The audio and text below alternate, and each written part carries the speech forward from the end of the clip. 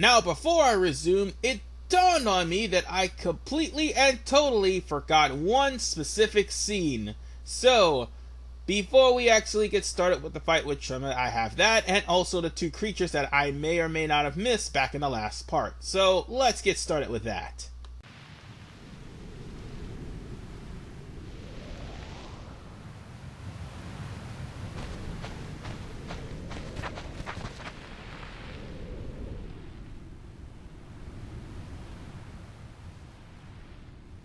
So, I guess Marnella is gone.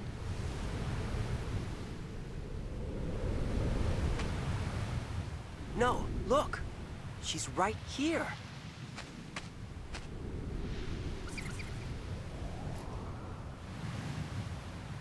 She may be small now, but give her some time and she'll grow.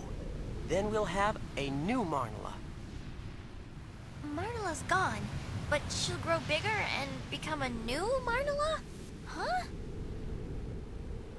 Oh, you didn't know? Marnella is the Cactuar word for grandma. If you say so. Well then, we look forward to meeting her again someday. Right. First off, I can't believe I forgot this. I swear I thought I'd shown this, but I guess I didn't. Well then, at least that's one part of percentage that I can actually get back. Still missing the rest, though. Anyway, moving on. There were two creatures, specifically, that I thought I showed, but maybe I did, maybe I didn't. But this is the insect matriarch. That's the green bug. If you couldn't really see her in the last part, it's because of the fact that it was so goddamn dark. And my capture card, for some reason, just could not capture the Infintio at its darkest. So yeah, there's that. And it's got lower HP than the next creature I'll show off, which just so happens to be the critical bug. This, I do believe, were the two fiends I showed off in the last part. So now that I showed the both off, and now you know what they look like, and now you know what the HP is, Catnip and Gunner. Well, at least for the North American version. International version, Prey. Just simply Prey. Or just use Arsenic Knife, whichever one works. Or Farplane Shadow. That definitely will work on them. Anyway, welcome to the finale of Via Infinito. I have lingered on for too long in this place. I just want to point out that what we're about to be facing next, let's say, is the punishment for people who decide to use Action Replay Max and also Game Shark to try to break into the game's coding, get invincibilities, Iron Dukes, or whatever to try to get 100% of the game. Paragon will see to it that that will never happen. It will never oversoul. It will constantly spam a move called Nemesis that will kill you. Because it will shave 10,000 health off of the entire party, regardless of defenses, and also debuffs the party and put on all breaks. So yeah, there is that. The reason why I'm going to go in with the strategy I'm going to go in, and I'm going to show that off for a little bit, and the reason why I brought that up is because of the fact that for some reason Square Enix forgot to take that little coding out that actually causes Paragon to go on a rampage on anyone who brings in an Iron Duke that hasn't been won by Trema. So, with that said, this is my setup. I put Rikku on Gunner, Yuna on Mascot, and Pain on Mascot. And this is gonna have to work. I put crystal gloves on, well, 2 crystal gloves on both Rikku, no, on Yuna and Pain, sorry. Riku's to Gunner, I forgot. But whatever the case, the reason why people use Gunner so much with Catnip, because Gunner has no weight abilities. And all of the monsters in Via Infinito has incredibly high speed. So, to punish people for using that, the international version has Berserk and Slow, so that if you do use it with the gunner, you're going to be slowed and you can't control your actions. Again, remedy that with a ribbon, but nonetheless, there's Lord Zayon, and in case you guys don't know about him, he was never sent because he was used as the final summoning for Unalesca, and afterwards, he was never seen again. His soul was just gone. And now he's a fiend here in Via Infinito known as Paragon. And in case you don't know what this guy is, and why I call this place lazy and rehash hell. Oh, by the way, he oversold too. It would be in your best interest for this guy to oversoul. Paragon. Oh God, I thought Rikku died. Oh, she will now. Crap. Paragon also uses Fire, Thunder, Water, and Ice Magic too. Like level 3 of those. And I do believe he also has a nasty move called Punishment. Oh, I forgot what it was. But if you don't do anything to Paragon, if he's oversold, and by the way, Paragon will constantly attack you with magic, even when oversold. And also, one other thing, if you don't attack him, he will use a nasty, nasty little move called Judgment. Judgment will be nowhere near as bad as Genesis, but it's almost there on that point. So, why didn't I... well, I had my items set up in a different way so that I would be able to use Twin Stars, whatever, but the question is, why didn't I set it up that way? I don't know. But I can say this, Paragon is dead. Oh, God damn it, pass me! Why did you heal up Rikku? You dumbass! Get him, Rikku! Get him! Get him! Alright! He only has 200,000 HP, so this should not be a problem if you use this strategy. And again, the reason why people use Catnip and Gunner because of the fact of no weight ability, and plus with High Road wins, you get first strike. Therefore, Paragon would be gone in no time. And then the other half.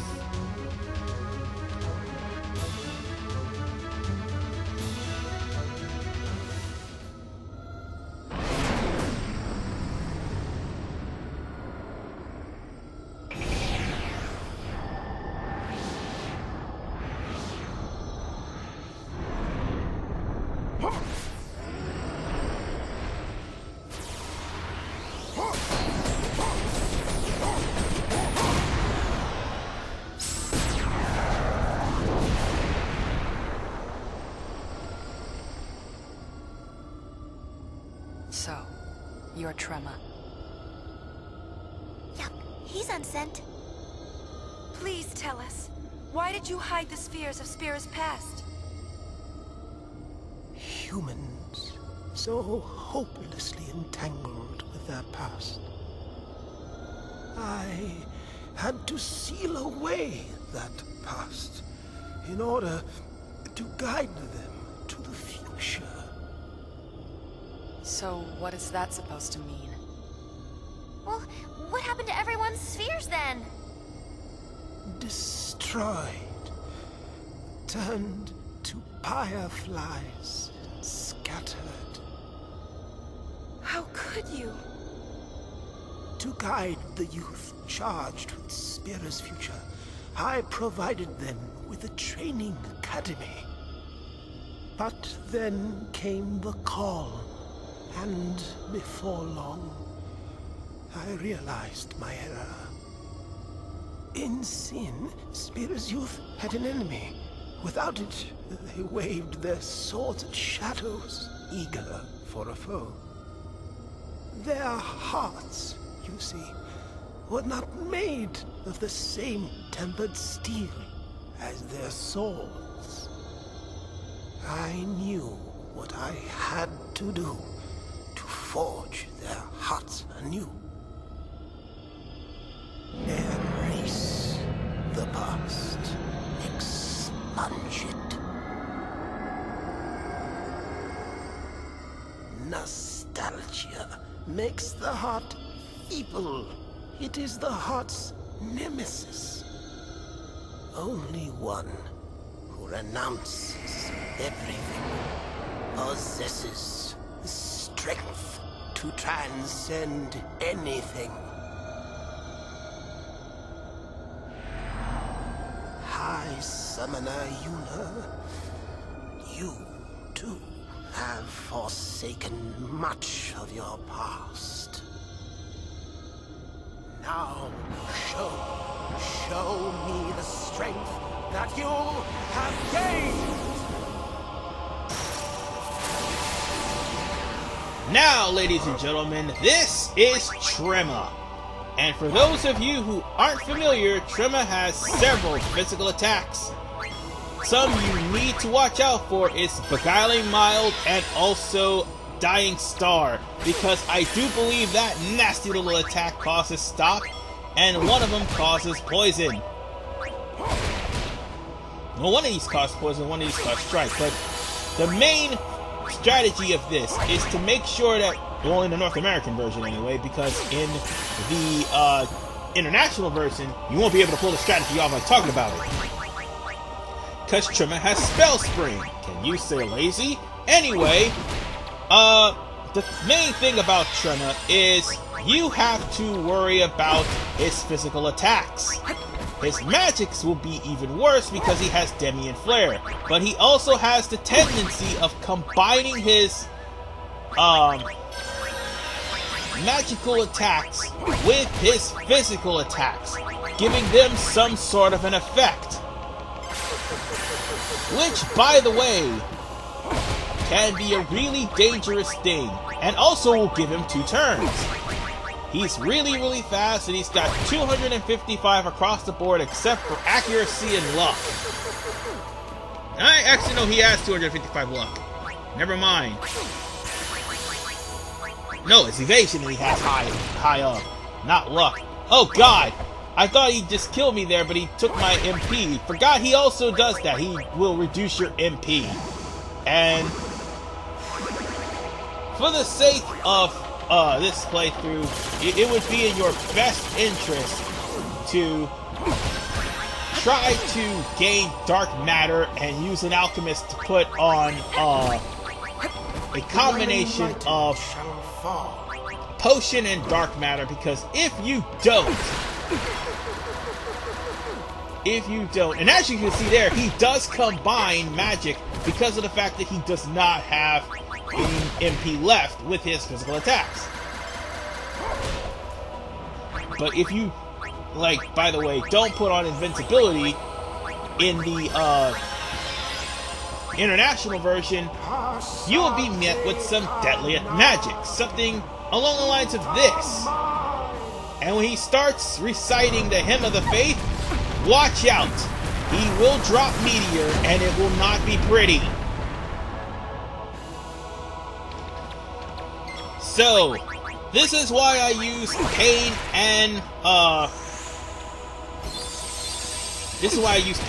Yuna's Stress Sphere. Because of the fact that Pain and Yuna's Stress Sphere has attacks, and also Yuna's Stress Sphere is the, healer of the group. But if there's one thing I want to address to you is, every time he's at certain intervals, he will use attacks like Meteor and Ultima when he's about to die. And by the way, if for some reason he does not have any MP when he casts Ultima, he'll combine it with an attack and it will be just as powerful as using the actual Ultima. But the thing is, that won't be so much of a problem because of the fact that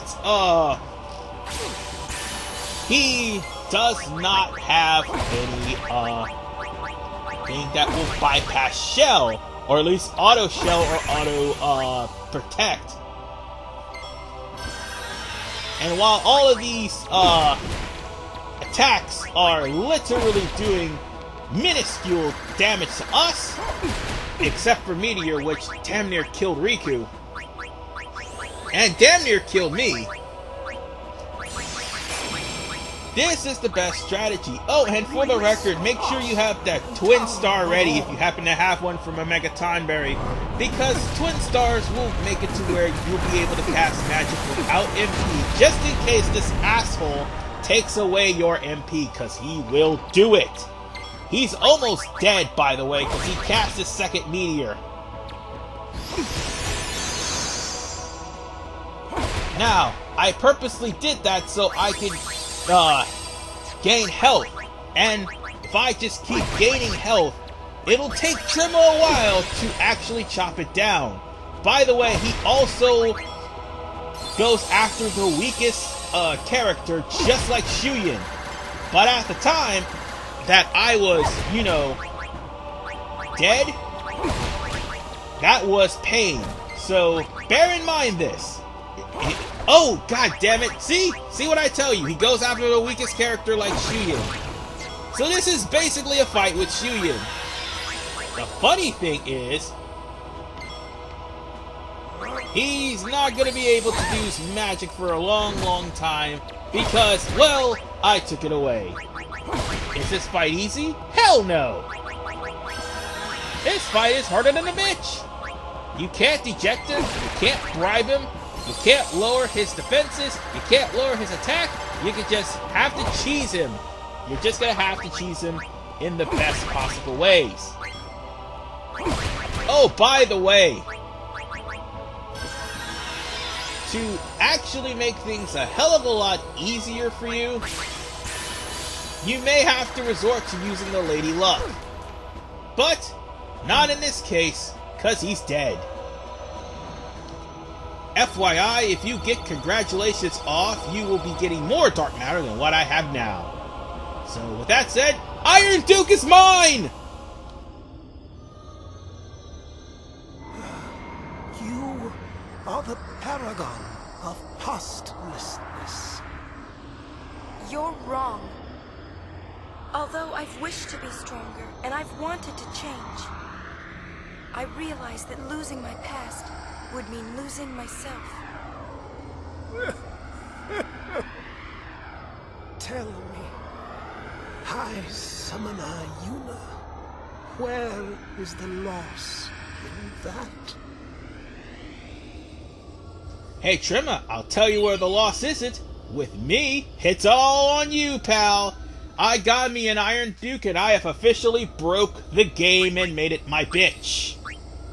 Whoo! That feels so good to say that. Anyway, with that said, folks, you'll see in a minute how powerful the Iron Duke really is. As this thing right here, plus 100 to all except for your agility and your luck.